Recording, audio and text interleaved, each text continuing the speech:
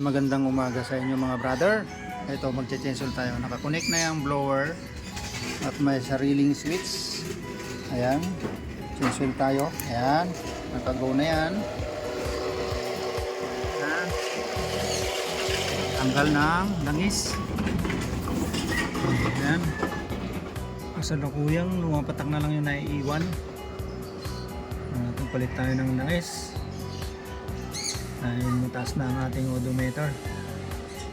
Papalit tayo ng langis mga brother. Ayan. Ang mga gamit nyo lang dyan ay 14mm socket wrench. At magindi natin yung filter dyan na nakakabit. Ito ang pangtanggal nyan.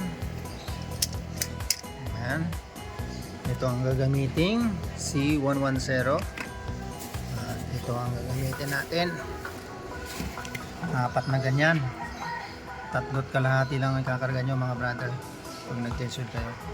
Sure nyo na malinis yung gagamitin lahat na ano. Ayan. Ayan, naka-jack yan sa bandang driver set. Dito ang lower dahil ito yung kinalalagyan ng drain plug. Ayan.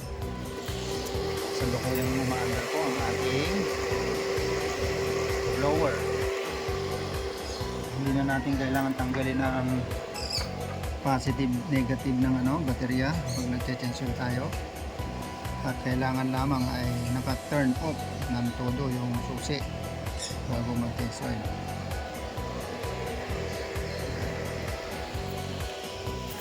Ayan. Ayan, kaunti na lamang pang pumapatak. Susunod dyan na ang filter ang ating tatanggalin.